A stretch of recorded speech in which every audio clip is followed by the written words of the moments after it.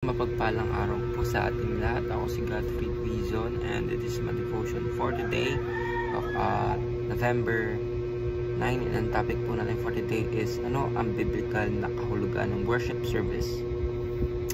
So, sa New Testament daw po, New Testament understanding, the Greek words for worship are latreia and liturgia, coming from Old Testament roots describing priestly duties or sacrificial services. But Apostle Paul in Romans chapter 12 verse 1, basahin ko pa yung Romans chapter 12 verse 1, therefore I urge you, brothers and sisters, in view of God's mercy, to offer your bodies as a living sacrifice, holy and pleasing to God. This is your true and proper worship.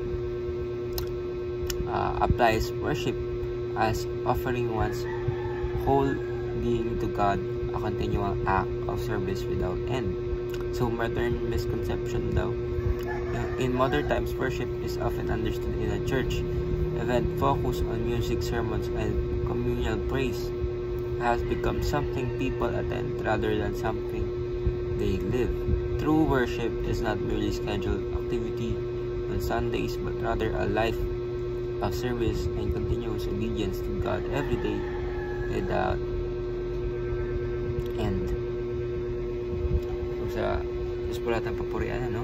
So, ito, malamig po kasi kaya po ulit tayo, kumot. So, ang ating topic ngayon is all about worshiping. So, akala po natin kasi yung worshiping is all about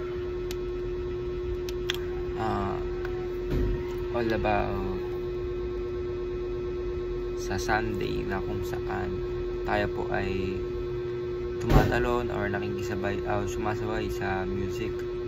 Pero hindi po.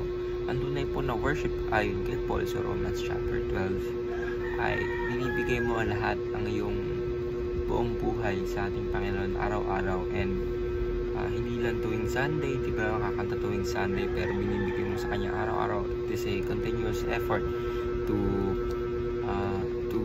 glorify God and to serve His purpose, kung ano yung purpose na binibigay niya para sa atin. Hindi lang po ito na kung saan once a week na tatalon-talon ka, magsasamba-samba ka. Of course not. Hindi ito yung tunay na worship. Ang tunay na worship po ay lagi mo sinusunod ang utos ng ating Panginoon kahit mahirap. Lagi mo siyang sinusunod even though ikaw taliwas ito sa gusto mo, pero sinusunod mo pa rin ang gusto ng ating Panginoon. So, teachings natin for today is worship service is offering oneself to God. Worship service is not limited by time. Worship service is not limited by space.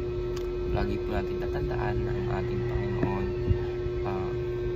Hindi matutuwa sa iyo ang ating Panginoon kung once a week magpapakitang tao ka lang sa simbahan. No. Matutuwa sa iyo ang ating Panginoon if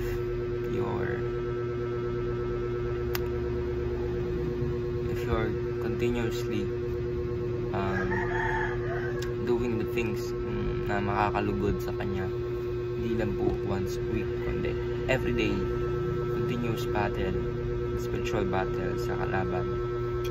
And ang mahalaga ay hindi ka sumusuko, you're not afraid to show our Lord struggles mo and your kumbaga